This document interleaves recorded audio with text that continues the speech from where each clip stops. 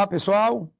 Aqui fala com os amigos professor Franzé Filgueiras, da cadeira de Geografia, certo? Dessa feita, fazendo a resolução comentada de provas do Enem, prova de 2018, questão número 82. Questão 82, certo? Pessoal, nessa questão 82, mais uma questãozinha de Geografia Física, que eu lhe falei que a questão de Geografia Física está em alta na prova do Enem, hein? Então, nós temos aí várias questões envolvendo clima, relevo, atmosfera, massa de ar, né? A parte de rochas, de solo, a própria parte de bacias hidrográficas, tá certo? Então, muita atenção aí com essa parte da geografia física, hein, gente? Vamos aqui comigo. Então, a questão de número 82 fala exatamente de dois textozinhos. E se você perceber, o texto 1 e o texto 2 está falando da dinâmica atmosférica, a dinâmica da atmosfera brasileira.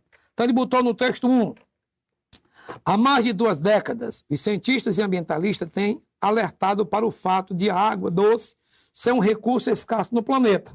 Então a água, embora sendo um recurso renovável, já de antemão dando esse conceito, o problema seria o quê? O mau uso dessa água, a má utilização, tá certo? E a água tornar-se um recurso, né, dificultoso para as populações futuras. Essa água que a gente fala é água potável, tá certo?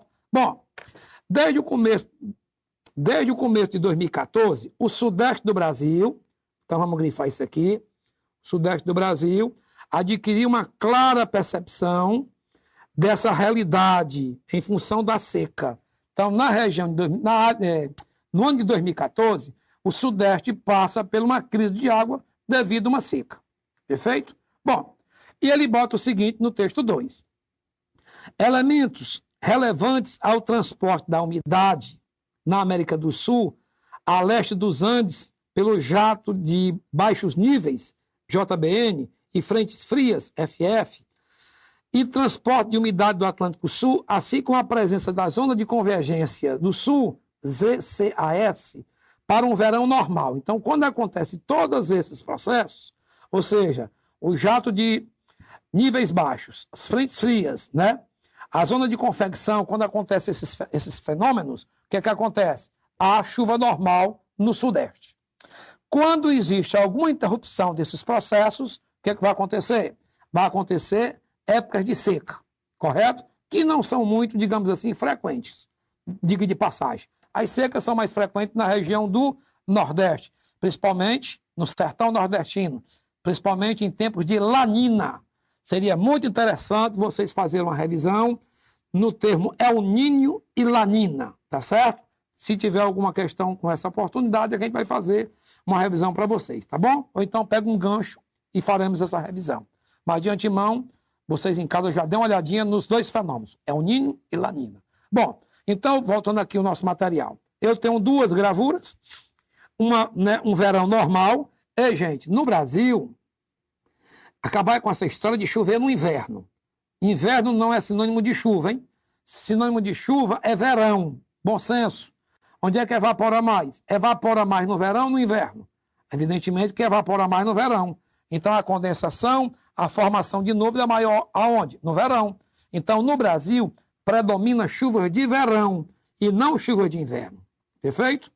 E não chuva de inverno. Chuva de inverno no Brasil é uma coincidência que acontece devido ao mecanismo da massa de ar. Explicarei isso numa outra oportunidade.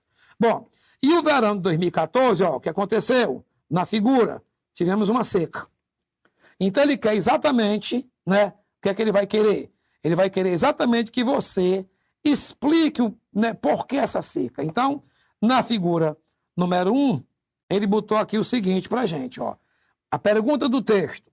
De acordo com a informação apresentada, a seca de 2014 no Sudeste teve como causa principal.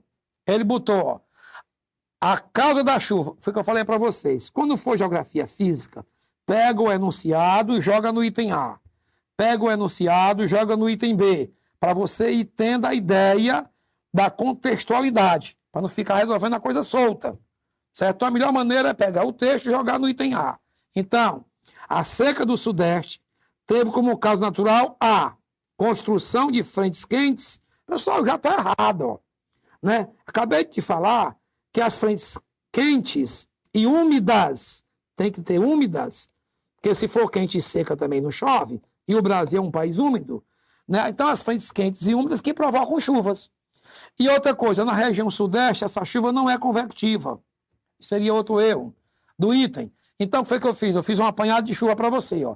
Quais são as 3 chuvas no Brasil? Calma. Antes das chuvas, qual o tipo de chuvas que eu tenho? 2 tipos. Eu tenho chuvas líquidas e tenho chuvas sólidas. As chuvas sólidas são o quê? Granizo, geada e neve. Vai acontecer no Brasil de forma mais indireta, devido a alguns fenômenos, principalmente na região sul, né? Então, no Brasil, predominam as chuvas líquidas. Quais são as chuvas líquidas do Brasil? Tá aqui as 3, ó. Chuvas, né, que eu vou chamar, ó, litorânea, devido ao quê? O relevo. Já comentei isso na prova de 2018. Chuva orográfica de relevo.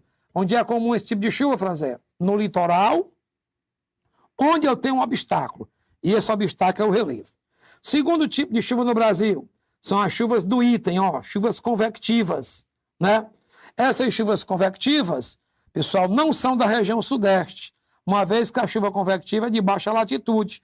Já lhe mostrei o que é uma baixa latitude, hein? É a chuva típica da região amazônica. Chuva convectiva está entre 0 e 30 graus norte e sul, né, de latitude no globo terrestre, hein? De 0 a 30 graus norte e sul. E eu tenho as chuvas frontais. Essas sim, ó, são as chuvas de médias latitudes, né? Que são as chuvas da região sudeste e um pedacinho do sul. Perfeito? Então, essas chuvas frontais, elas são choques térmicos de massas de ar com densidades diferentes. Correto? Então, o item A está errado, porque ele botou que na região sudeste é chuva convectiva. E ainda mais que as frentes quentes provocavam secas. No Brasil, não. No Brasil, provocam chuvas. Se fosse no deserto, sim, porque você teria temperatura com a falta de umidade. Consequentemente, carência de chuva. Não é isso? Item B. O item A já está falso. O item B é o item verdadeiro, ó, gente. É o item verdadeiro. Certo? É a resposta correta da questão. Que diz o quê? Né? Ele colocou a questão de novo, olha o que foi que eu fiz para você. Quando você tem um conhecimento geográfico, tá certo? E esses conhecimentos são os conhecimentos chaves, as dicas que nós estamos te passando, tu vai direto na resposta. Olha aqui, a resposta está aqui, ó. No próprio texto ele fala, ó. No próprio texto 2 ele fala, ó. 2014, o verão apresentou um centro de anomalia de alta pressão. Ora, se eu tenho uma pressão, né? Se eu tenho um centro de alta pressão, o que vai acontecer aqui? Eu tenho uma zona anticiclone, perfeito? E essa zona de baixa pressão, né? Eu vou ter exatamente o quê? Na questão, a temperatura baixa, pressão alta. Lembra de uma questão anterior? Toda área de alta pressão é anticiclone. A área de alta pressão anticiclone tem o quê? Baixa temperatura. Aqui na figura comigo, ó, baixa temperatura. O que aconteceu com as moléculas? Elas, né, ficam mais condensadas, né, elas ficam mais presas e ela perde a umidade, porque essa baixa temperatura pode ser com a seco. Então, ó, a alta pressão vai ser provocada por uma baixa de temperatura. Então, essa baixa de temperatura provoca o quê? Pouca evaporação. Se provoca pouca evaporação, consequentemente provoca pouca quantidade de chuva, o que vai proporcionar, olha, 2 setinhas, os solos secos na região, né, do sudeste. Então, formação de anticiclone impedindo a entrada de umidade.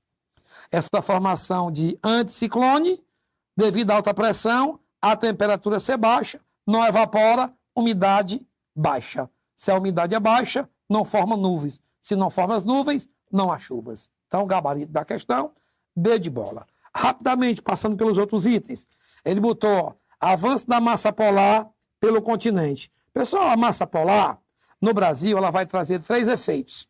Ela vai trazer a friagem na região norte, ela vai trazer a geada na região sul e vai trazer a chuva frontal na região sudeste. Mas isso é em condição normal. Chuva frontal, que foi o que eu lhe falei, o choque térmico entre as duas massas de ar com densidade diferente, com a maior expansão da massa quente e úmida, o que provoca chuvas. chuvas frontais, perfeito? Estão aqui essas chuvas caracterizadas na figura. Então, ele quer seca no item, eu estou lhe falando de chuvas. Então, o item D de dado está errado porque não provocam seca, e sim chuva. E o item, né? E o item C, o item E, baixa pressão, que foi o nosso, né? Que foi o nosso gabarito, não é isso? Pronto, foi o nosso gabarito. Então, gente, a questão, daqui, voltando à questão, daqui a resposta, né? Item B de bola, devido ao mecanismo. Então, a questão de massa de ar é uma questão interessante, pelo fato dela apresentar características relacionadas aos climas do Brasil. Por sua vez, os climas do Brasil estão relacionados com as massas de ar, e as massas de ar de atuação no Brasil são predominantemente dos tipos quentes e úmidas, com exceção de uma massa de ar polar, que ela é quente, que ela é fria e úmida, e a massa tropical continental, que ela é quente e seca. Mas são 5 massas de ar, onde predominam as massas quentes e úmidas. Perfeito? Então, pessoal, bons estudos, tá certo? Bom proveito. Façam uma revisão também nessas massas de ar, tá certo? Até a próxima oportunidade.